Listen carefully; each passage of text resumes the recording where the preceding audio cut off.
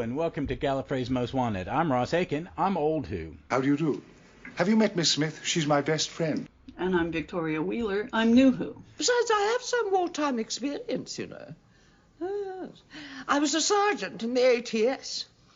Manned an ack gun at Folkestone. And we are back with Tom Baker. And we hit the end of his second season. It's taken 5 years plus, almost 6, to get that far. But we had the Seeds of Doom, which I was excited about. So let's go to the wonderful synopsis by Jean-Marc L'Officier, and we'll be right back. The Seeds of Doom, Serial 4L. Writer Robert Banks Stewart. Director Douglas Camfield. Script editor Robert Holmes. Producer Philip Hinchcliffe. Originally aired January 31st, 1976 through March 6, 1976. Deep in the permafrost of the Antarctic, scientists discover 2 vegetable pods. The doctor identifies them as cronoids, an alien species of plant, hostile to all animal life. One of the pod opens, and a cronoid takes over a scientist's body. In England, Harrison Chase, a rich and eccentric botanist, sends 2 men to steal the remaining pod. They succeed, but in the ensuing battle, the base and the first cronoid monster are destroyed. Back in England, the second pod opens and takes over Keeler, one of Chase's scientists. He soon evolves into a giant cronoid monster which threatens to turn the native plants of Earth against humanity.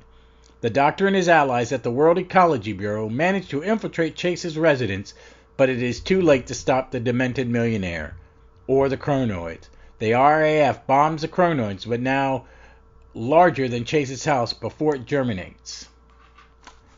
Another wonderful synopsis from the Doctor Who Program Guide, the complete guide to every Doctor Who story. Thank you, Mr. L'Officier. All right. I'll start on this one. I think this is one of my favorite Baker ones. For one, it's just that it is so well crafted by Dougie Camfield. I think it's tight. The 6 parts don't bug me. The 2 parts at the beginning about Antarctica are perfect setup for the rest of it. It really strikes me as it reminds me of The Thing from Outer Space or The Thing. You know, it's very much that alien invasion. It's, not the normal kind of alien like, ray guns and bug eyes or Dalek casings. It's a very alien, and it's dangerous, and you understand the threat because the threat's scary. You know what I mean? The body horror, someone being forcibly transformed into something else against their will, and the guest cast is stellar. Yeah, it is. There's not a bad performance in it. The only thing that gets me that makes it less of a high quality of the 2 movies I've talked about is that it's shot for TV in England in the late 1970s, mid 1970s, and there are technical limitations to how they produce television. So they have to do, and Douglas Camfield always works around it, right. and makes it help him. This is his last one. Yes. This is the last one he does, and it made me go back and remember and look up all the other ones that he's responsible. And they're so plentiful, but they're also the good ones. Right? Your favorite Third Doctor one is one of his. Yeah. And it's the same way. It's 7 parts, and there's no filler, no padding. I disagree with that a little bit. What I found most interesting in About Time was their story that Baker didn't want to do this one. He didn't like the story. He thought it was silly, and that he and Camfield worked together and decided that he had to go. He had to play it scared. That he was terrified of how bad, because if he was his regular sort of sardonic self, it would come out as, it would play silly. And I think that's right. I Like think the doctor's scared this whole time. And I mean, I can see where on paper Baker would see this and be like, the plants, right? And there's a little bit of that, but I think the problems with the script are apparent. But the Camfield and Baker together apparently salvaged a great deal of it. Well, I mean, it's someone who's directed plays and watched other directors direct plays, and there was one we did called Two Boys in Bed, which I read it, and I was a set designer, and I was like, this is terrible. And I Googled it, and I saw how other people produced it. I went, this is terrible. This is a beefcake. It's insulting. I don't know why a gay theater company would do this play. It is a stereotype. It's a bad stereotype about a time where these kind of it's about one night stand, blah, blah. It's about the conversation after a one night stand, really, which is an interesting idea, but the director salvaged it because he played it so straight. He did certain things to where, no, they're going to be, the play starts with them naked. They're going to get just very quickly. These are two strangers. They're going to put their clothes on as quickly as humanly possible. Right. Because, whoa, why did we do this, blah, blah, blah. Right. But it's a structure thing, and I can see that if this was not directed by Camfield, and I was going to say something about this is one of those times where Baker's less bakery, and it works, and I like the fact he's scared. I think there's some great stories in New Who. I like it when the doctor goes, okay, this is so bad, I'm scared. Right. You should be terrified. Eccleston and Dalek. Yeah. Yes. Yeah. It makes the monster, it allows it to be believable. And they cut away from the monster a lot. You don't really see it unless you absolutely have to. And that's Camfield again.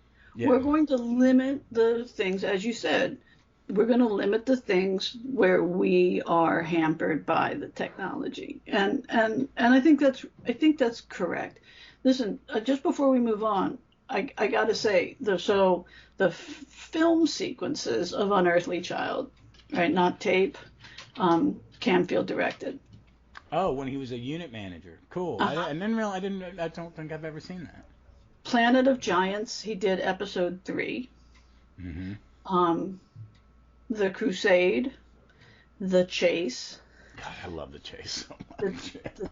The Time Meddler, Dalek's Master Plan, Web of Fear, Invasion, Inferno, Terror of the Zygons, and Seeds of Doom. And there's really not a bad one in there. In fact, I mean, The Crusade is largely missing, but as is Dalek's Master Plan. But Seeds of Doom may be on the low end of the quality list. I mean, we had to put this in terms of, how good the story is. Seeds of, I think it's direction that saves it, and that Baker, that we have. The nice thing about Time is that they do their research, and if they say Baker and Camfield worked on this, I'm just gonna agree. I'm just gonna treat that as canon, right? I'm going to treat that as gospel. And I can see that because Graham Harper was there, and he's a great. He will tell stories about Camfield because he was his protege. That was his mentor. Right. And you can see why, if I was to pick the top two directors, it's him. It's those two. Because Graham Harper makes some sketchy stuff less sketchy. Yeah. And he was so good that Russell Davies is like, yeah, come back. I need you. You understand the subject. And they fix things. And I think with Camfield's strength is casting. And I think in all of his stories, it's cast impeccably. It's wonderfully cast. No, it's wonderfully cast. The guy plays Scorby, who I always forget he's one of the characters from Only Fools and Horses. I don't know if you've ever seen that. It's a Jason... no, I know about it. It's a really good sitcom. It's a good episode. But didn't it give the world that wonderful... character actor. Yeah, exactly. Yeah, I know you're talking about. I can't remember his name. I'm trying to remember. David Jansen, not David Jansen. David Jansen is in it, but it's Jim Oh, Jim Broadbent was originally cast in it, and then he wound up playing somebody else. I was thinking that he played a recurring character in it, but he was originally considered to play Del Boy, who was played by David Jason. Yeah.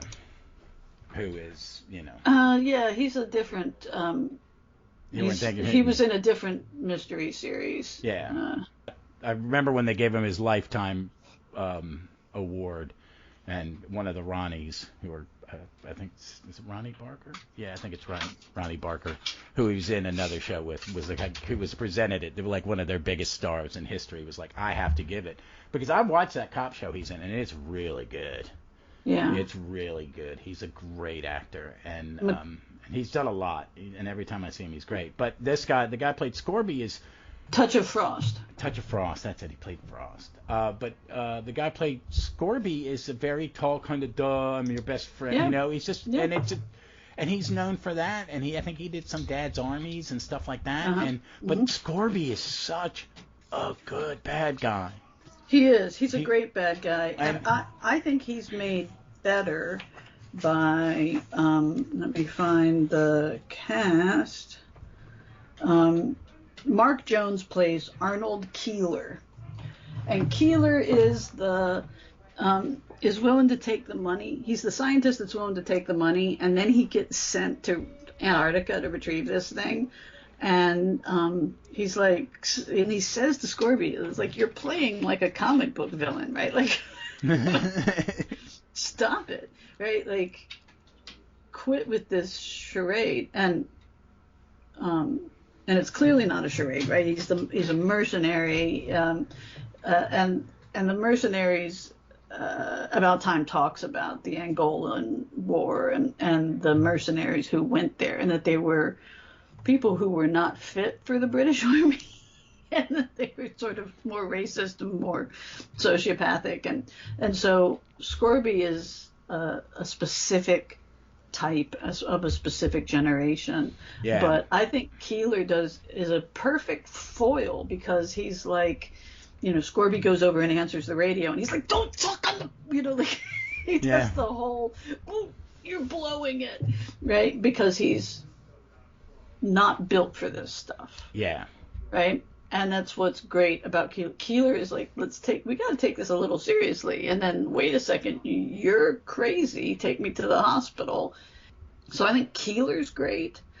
Only problem I have with the first two episodes is that, is the glue-on beards don't survive. Don't survive the 50-inch television. No, I was watching it on this giant TV in my room, and I went, maybe I need to, because I can shrink the screen, because with 4x3, when they stretch it out, it looks terrible. Yeah. So I did it, and I went, no, I'll blow it up, and it was just these giant heads with the, and it's like, yeah. Yeah, I got you. You could see the glue line, but I kept saying, this is 50-inch television. But then About Time tells us that this was plagued with all these problems. There was an outbreak of the flu.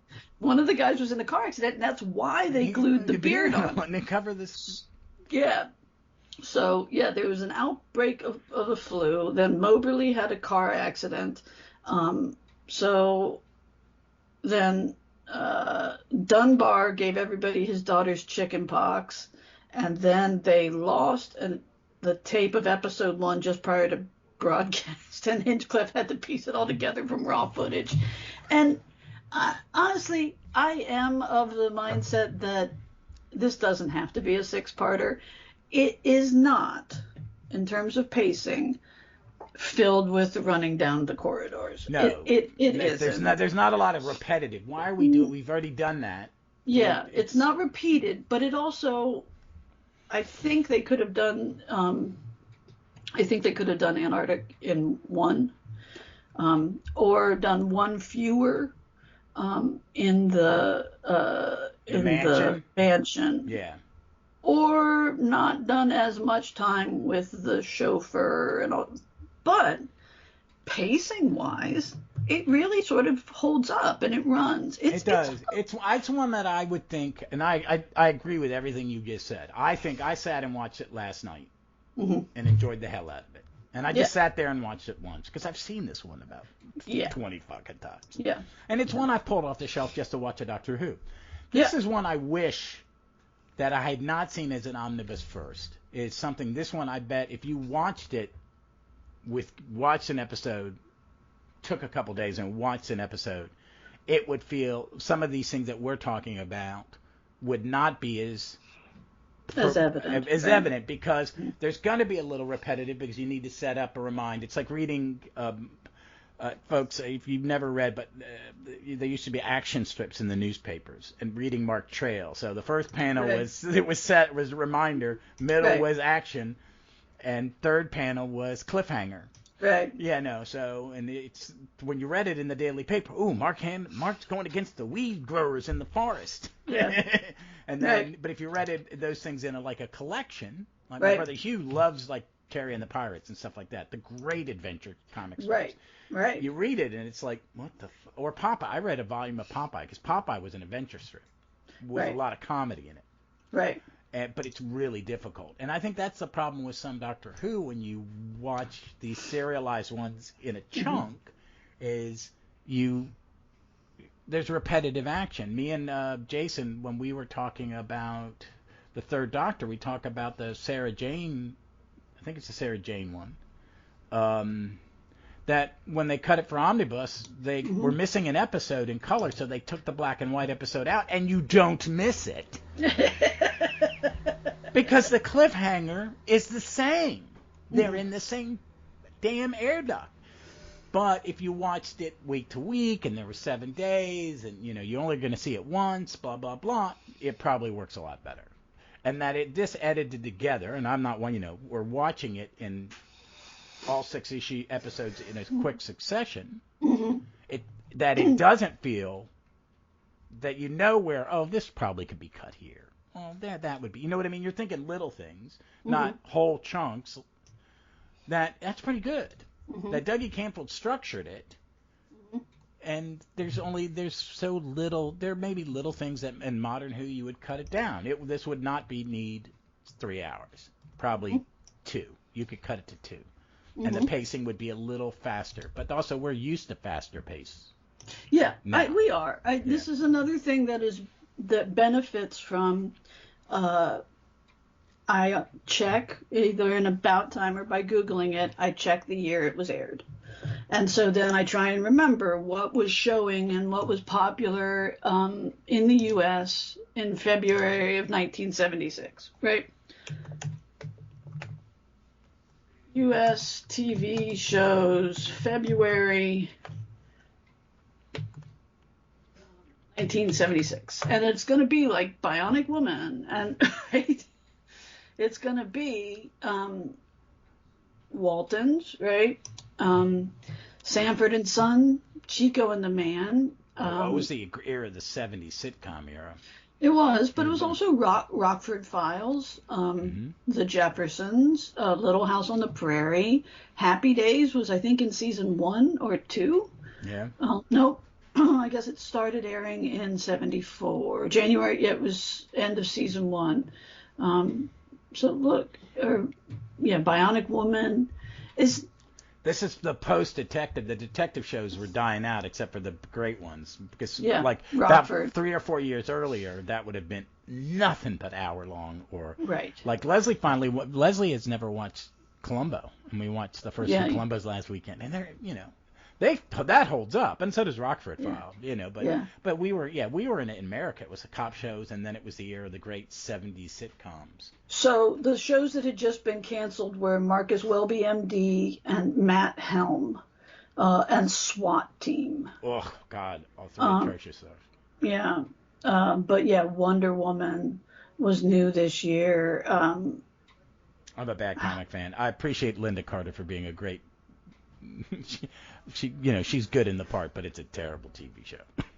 It's so bad. It's so influenced by Batman, but it misses the boat on camp, Right? That's why they get out of the World War II stuff after the first season and put it in modern times, because and that's Lyle. If you got Lyle Wagner in there, give him good comedy, because he's not the greatest comedian. Right. You know, he was good because he was next to Harvey Korman. He could, he was the straight man to Korman and Burnett, and you hire him because he looks freakishly handsome and he's not funny. Right, but you you have to excuse me, you have to play off of the you have to play off the fact that he is freakishly handsome, right? Like, because he looks so perfect that then, it's got to be, the humor has to come out of that. But, this is $6 Million Man, Bionic Woman, right? And this would compare favorably. Oh, right? This would be better than in almost everything you mentioned. Yeah. And I think that except the technology isn't, right? No, the tech is 15 years behind us. It is. And half of that is the fact that so much of Bionic Woman and $6 Million Man was shot outside. And on film. and it was better looking as a result. Yes. Right? Because natural light is the best friend of the camera. And so it's why they moved the film industry to California, to get some sunlight. So, let's see, Starsky and Hutch. So, look, we can't compare to Modern Who, right? Where there's so much happening pace-wise, right? That, but at the same time, the pacing on this one, even through there's a scene where they decide to go in the back door. Mm-hmm. And he said, we're just going to do this as if we belong here. And they walk it. And then they freak out at the end and make a run for it. And it's great. Yeah. It's great. Well, and because they're so good together, man. They're so good together. And that's the thing. There's another scene where they get kidnapped by the chauffeur, right? And they're just great together in it. When they are playing a detective series, like a detective series, and this is potentially an Avengers story, written by a guy who wrote a lot of Avengers stories.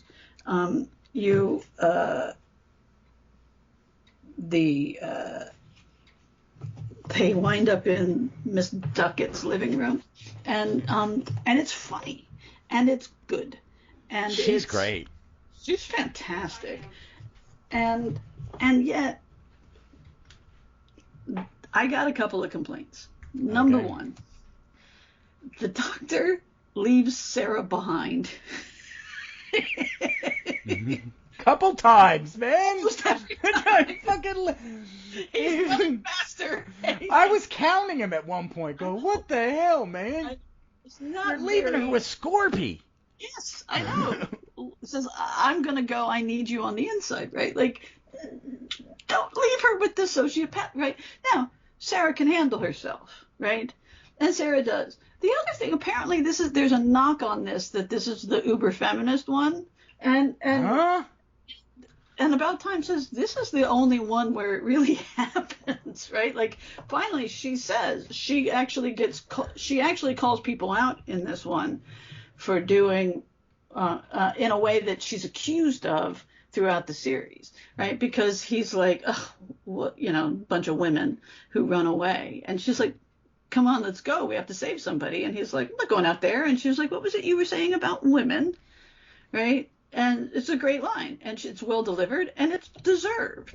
Right? That guy would have said that and deserved to be told what he was told. Right? Like, there's nothing uber feminist about it. He was being gross. And so she called him gross. And it's just not a super, even for 1976 standards, not an over-the-top move. But yeah, it was the number of times that somebody pulls out a gun, right? And so let's talk about that. Let's talk about the guy who, how many times did the second doctor look at somebody's gun, right, and be like, no? Mm. Like, and it just reminds you of the first doctor doesn't pick up a gun, does he?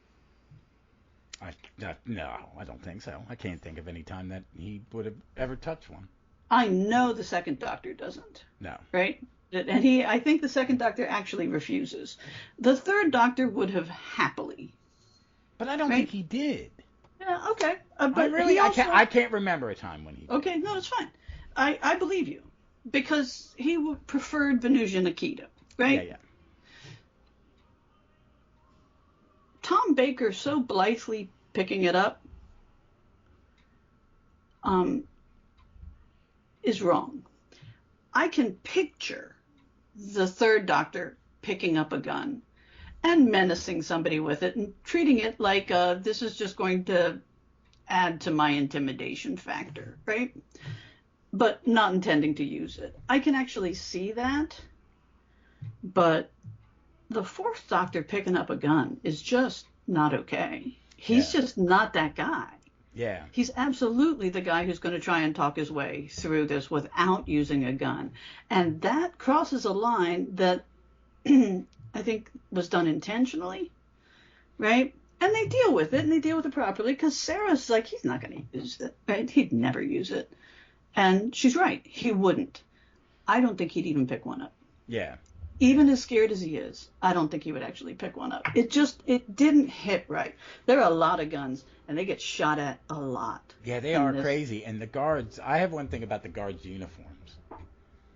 It's a leftover from some sci-fi piece. No one, anytime in the world, dressed like that as a guard. Yeah, okay. Well, but they also, who are they? Because they, like...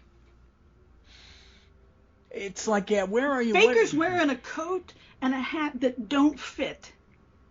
And he's acting weird, and he pulls up to the gate, and they have like this discussion, like, can I get away with this? And then he gets out of the car, and he says, open up, and they open him up. Like, they don't know who the chauffeur is? Yeah, I know. And then he's wearing an overcoat over an overcoat. Over an overcoat. None of it fits right, and he's got the biggest hair in the world, and it's sticking out on the sides, and it's not believable. Well, because in a regular Doctor Who would have been shot, you would have just accepted it. But this is because this is better. You're going, wait a minute, since everything around it is better. Right, that should not happen. That Fair. You know what I mean? I see that's what it is. Is like, okay, that's some of the lazy. We got to do this quick for Doctor Who, sticking out in something that really is for its time more pretty polished. I mean, I'm telling you, the sets are great. There's nothing wrong with their sets. The Antarctica works.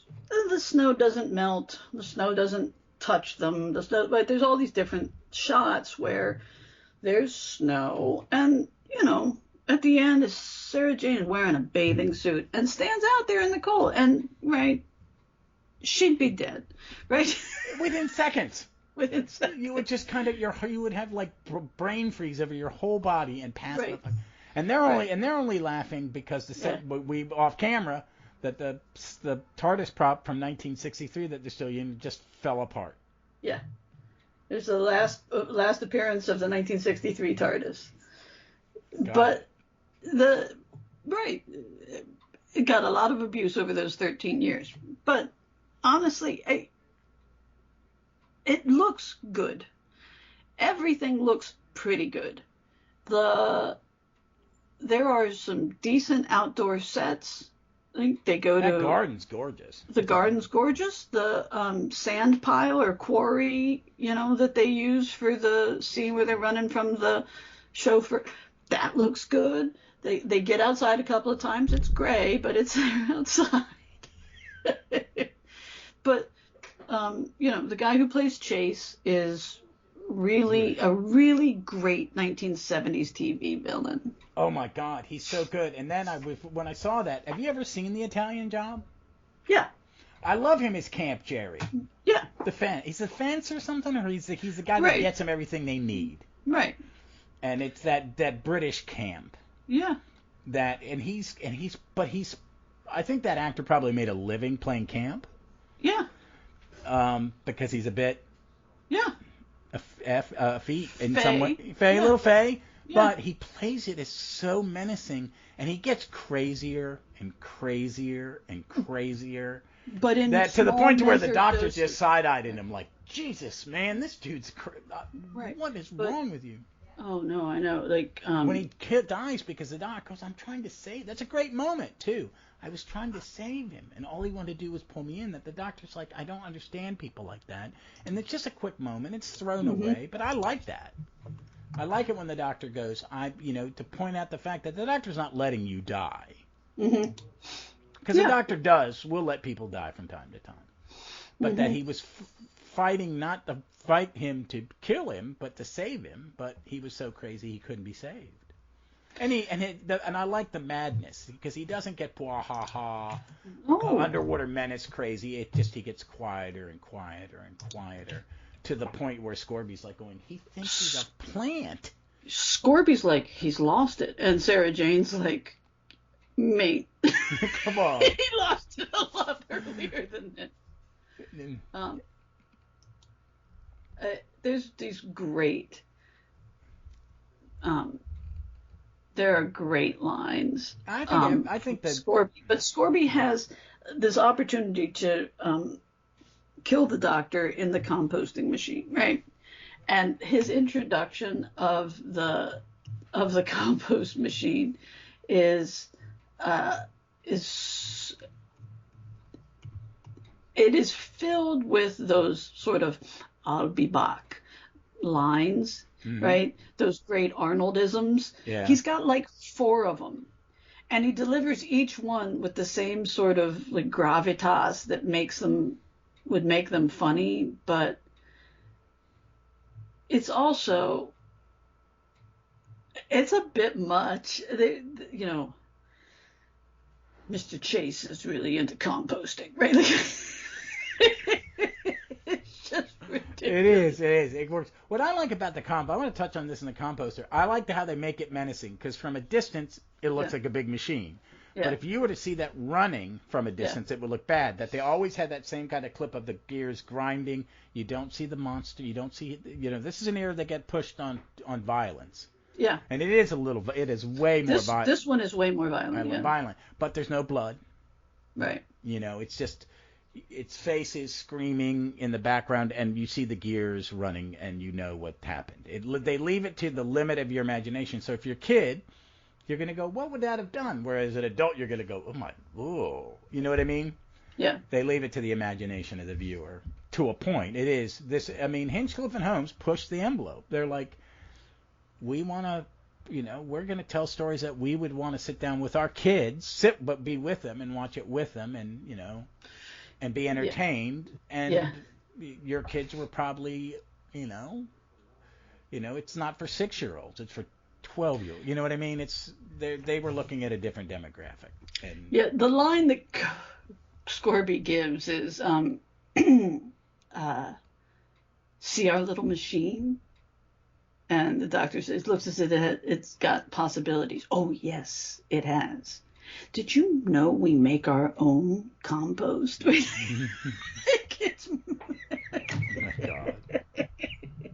And that's where you can see Baker being like, just reading the script and being like, this is. And that's where being a good caster, a person who can cast well. Yeah. Okay, I'm going to get an actor who's going to make that line work. Yeah. Because barely. Because an actor and a director can pull a script up. Yeah, absolutely. They can't completely the decision that Camfield and Baker make, and apparently it was made together, is perfect. It's the only it saves this. Well, monsters, but sometimes the doctor's not. What I get in like later Baker sometimes that he's not afraid of what's happening. Okay, I know what it is and I can fix it, blah blah blah, and it's all little joke, and I just, you know what I mean? Right. I want to see the doctor freaked out. Well, and if it was like that every time, it would lose all of its, it would lose all of the terror. If the doctor was always flippant, right? The series would have died in 1973. Yeah. Because the doctor actually has to be in peril, unbelievable peril, at some point. Yeah, and I think there's other story. I'm going to bring up another plant-based story. I think Terror the Vervoid is so good as the doctor is. Uh-huh. they will destroy all animal life everywhere, and he is terrified of them. And I love Terror the Bear Boys. I think that's, and it, because of that, is that there are problems with it, but there is menace, there is peril, there is real peril. There you go. All right, sorry, I have a cat who can't get up to feed his fat ass. Overall, this one works so well on so many levels. You want to talk about Unit?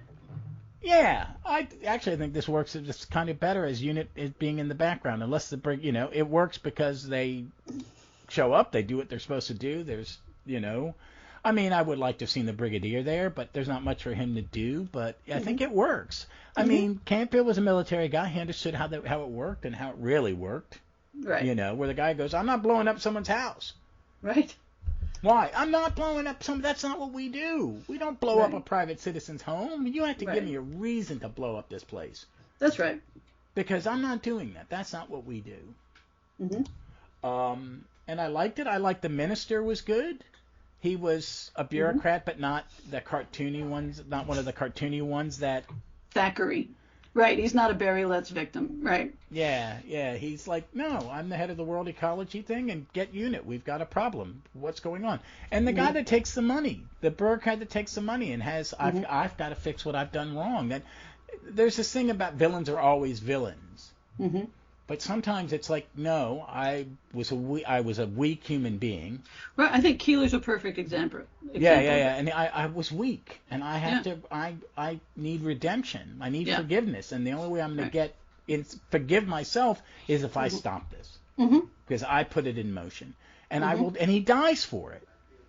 And I like that because there's a lot in this with Buhaha. I know every villain is a hero in his own story, but sometimes people aren't really the bad guy. They're just a human being who's made a mistake. And you have to see, you can't just have them make the mistake. And I hate it when you see a character do that and then he doesn't really repent until he's being eaten by the monster. I like to see a person, it makes a character more real when they go, this is my fault. And I have to correct it. And the actor does it well. It's never, there's no one ever, unless they are required, they are written to be over the top. Mr. Amelia Duquette. She calls herself Duquet. Duquet. Okay. I'm saying Ducat because it's the same spelling as Duckett, but no, but it's one of the main villains in Star Trek Deep Space Nine. His name was called Ducat, and it's spelled the exact same way. Right. No, there's the French is Duquet. Duquet. And so she's being. It's a perfect way of showing you who she is and what she is, but she's always got a cigarette in her mouth. Right. But to have her then work with the agency is brilliant, right? Because you expect her to wander off, and then the next time you see her, she's in the local constable's office saying, no, there really is someone being captive, right? And nobody believing her. Yeah. Right. And so it's a very efficient but believable, because and it's a she's good like, comic moment. I was in the ATS, right? Yeah. You see when she shot an AT-AT gun or something. Yeah. Right? Yeah. But no, and it also lightens it. It gives you lets the audience go, oh. Yeah. Take a break, have a little laugh. She's very funny. And when she goes, I'd be glad to help on other missions. She's great. Yeah. It's great. And again, casting. That is just the perfect actress for the perfect part at the perfect time. It is just it's a nice end to the season, because this is a pretty important season in Who history, and it's a good end. It's a good solid end, and it uses Unit as what it should be used as. They come to they're the cavalry. Right.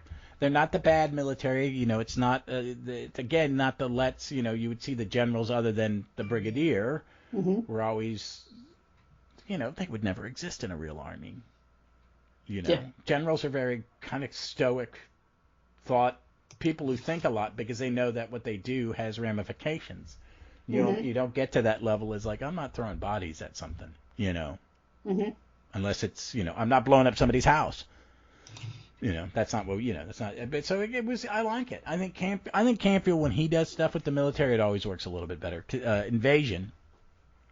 Yeah. It's another thing. He understands it, and he also understands action. The difference between that he treated unit like regular military in this one, but in Invasion, it's the spy military kind of thing that unit is. It's kind of the secret thing, and he does it well. But I mean, I really like this one. I enjoyed watching it last night. I stayed up late to watch it. We had a long day. We went and saw League of Super Pets 10 times. I thought it would be mildly entertaining. Leslie and our friend Anna and me were belly laughing.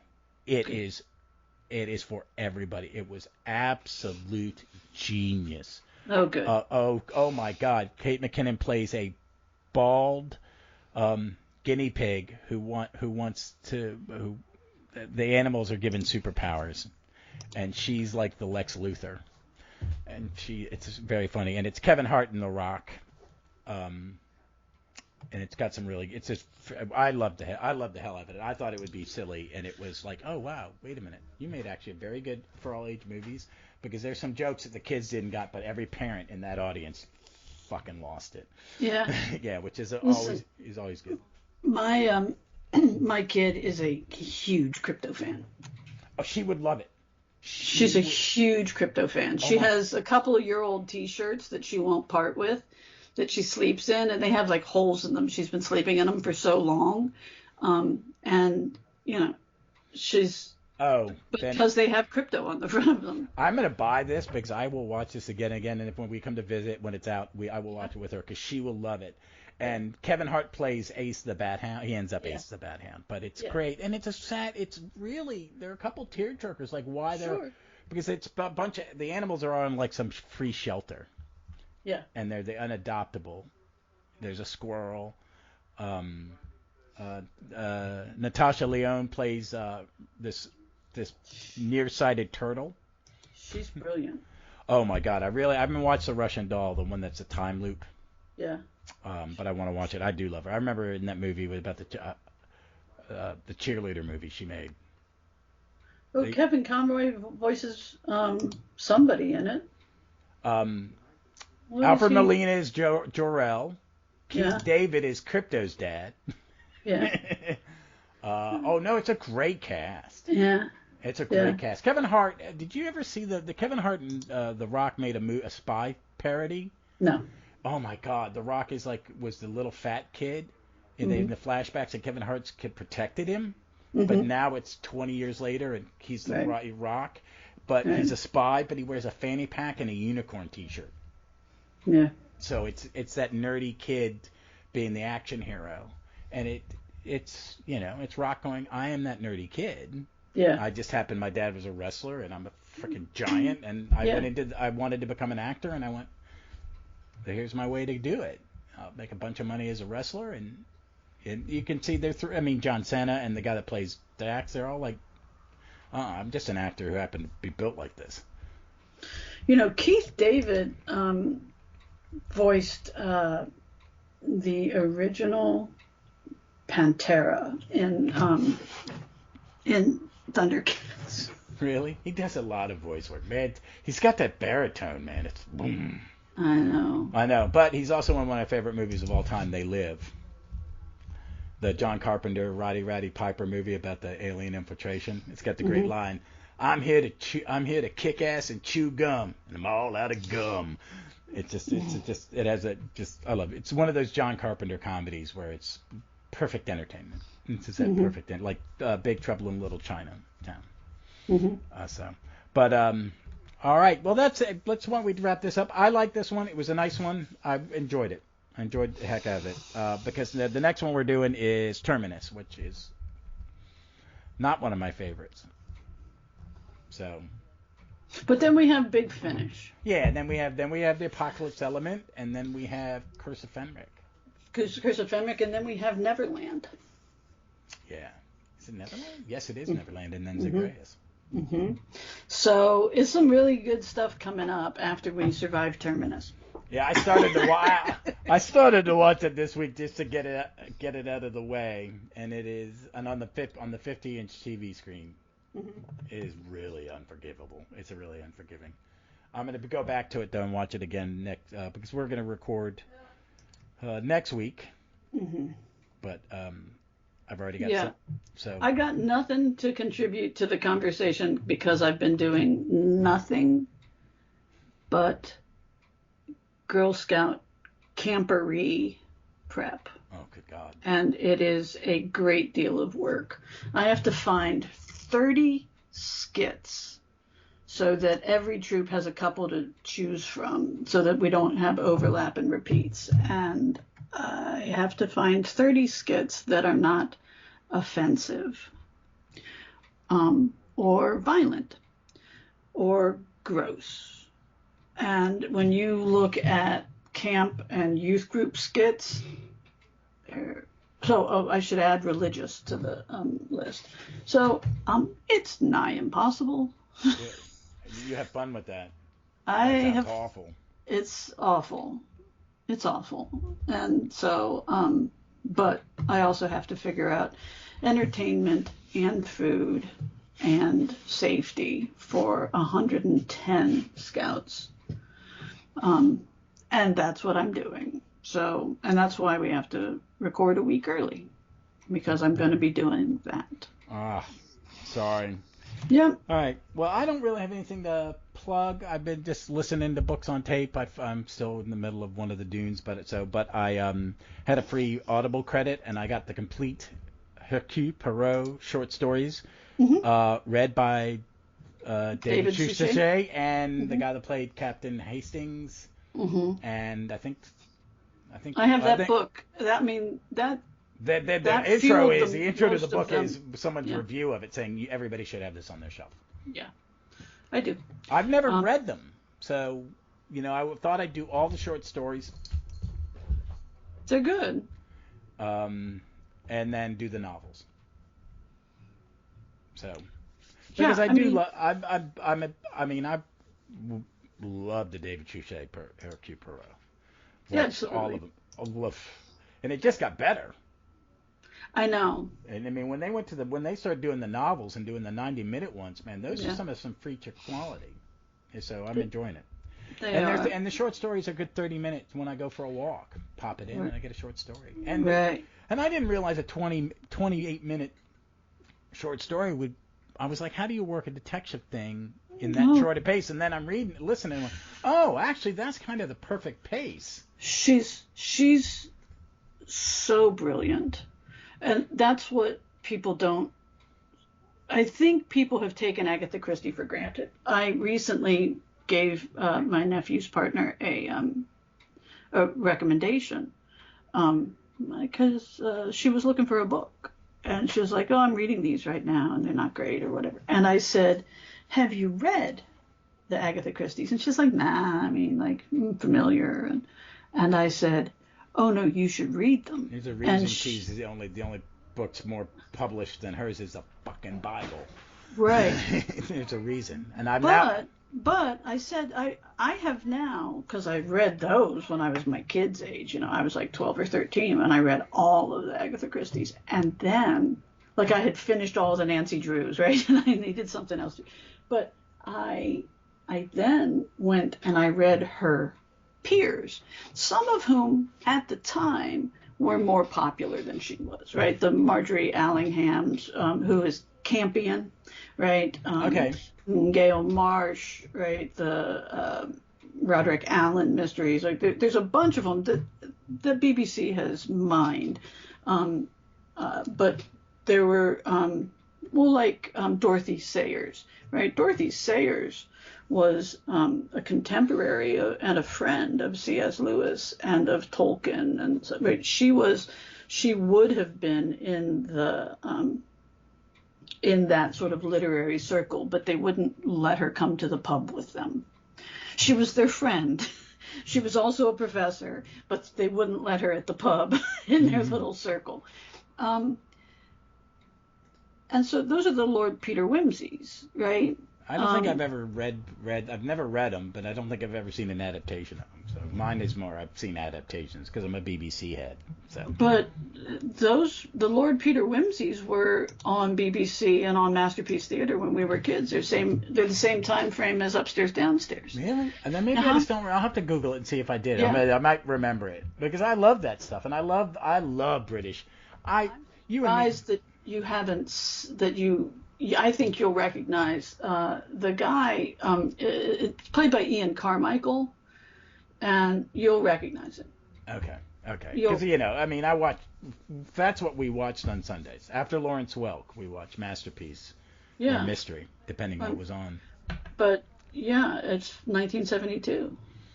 BBC. I mean, it's the stuff that I grew up on. Yeah, it is.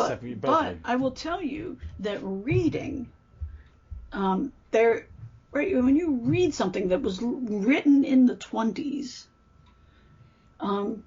it can sometimes sound dated, right? The style of the writing can be a little dated. And the thing about Christie, and this will be my recommendation for the week, if you've not read Agatha Christie, I'm going to make a recommendation that you read And Then There Were None. Or... I think I have read that. I think I read that in school. Or, yes. Or, the murder of Roger Ackroyd. Which is the one, yeah. Those two are wonderful to read. I think also 415 at Paddington is the other one. So there's one with Poirot. The 415 is Marple, and Then There Were None doesn't have either of them. And those three books are not only revolutionary in the way that the mystery plays out, but you will be fascinated at the modernity of her writing style. It does not feel aged at all. It hasn't aged. I listened to the first two short stories when I went on my walk last Sunday. Yep. And it just, the words, I mean, it is structured, and having David Suchet read it. Yeah. And then do the voice, which makes it better. But, I mean, I would, if I was reading that, that's whose voice I'm going to fucking hear. Yeah. But it was a very tightly told, interesting story, and stuff happens, and there's character. It's very well. I mean, I had, since I probably read When There Were None, was probably maybe like middle school or something. Right. I mean, so long ago. Mid-70s, right. Yeah. So, I mean, but I understand that was it. already I get it. 30 years old at that point. Yeah, and I'm going to at least. And I'm going to listen. I'm going to go for a walk. We're getting another one of those big books. We're getting a matching bookshelf to the nice one we got, and Leslie's going to pick it up today. But after that, I'm going to go for my walk, and I'm going to do a couple more Poirots. Yeah. It's. I mean, I love it. I even watched the two Branagh ones. Finally watched Death on the Nile, which I enjoyed. Right. No, I think they're great. I mean, the nice thing about listen, I'm never going to say that Albert Finney or Kenneth Branagh made bad anything, right? That as actors, Finney as Poirot is brilliant. There are too many clues in this room, right? But, and so his Murder on the Orient Express is fantastic. Peter Ustinov, always great. Oh my God! Always great as anybody, right? Yeah. He's just him walking on the screen makes you just relaxed him talking, and happy. Seeing him do a lecture sometimes. It's like I think. I mean, I'm up to the early '80s in my Desert Island Discs listen, but Roy, what's his name, is still doing them. And Here's how long ago it was. I feel like I've covered almost 40 years of Desert Island discs, but they just interviewed Natalie Wood. Oh my God. Okay, and she's been dead a long time, so it's like I still have 50 years to go, right? 40 years. I still have 40 years to cover, and none of them are missing. Whereas in the first 40 years There's something that I listened to, there's a ton of missing ones. So I would say that the best one I've heard is Alec Guinness, but Peter Ustinov is up there. I have watched him be interviewed by Terry Wogan, Yeah. like on a YouTube Yeah. stuff, and gone. And Terry Wogan's a great interviewer. Yeah. But with Ustinov, it's just like, I'm going to say something, and then I'm going to let you talk for 20 minutes. Right. It's like when Kenneth Williams, the comedian, Yeah. is on. Right. Because they go, oh, you're just the guy that does all the big over-the-top. No. That guy was a comic genius, and he understood the world. Right. He was because he was damaged, and he viewed the world from from the outside. But yeah. His is also an excellent Desert Island Disc. So I would just tell you that there is no bad portrayal of Poirot. Yeah. And you know what? And Branagh makes a very good. He understands that other people have done this, and he makes his very different, right? Like the thing with the Murder on the Orient Express, the Albert Finney one, the 1973 or whatever film,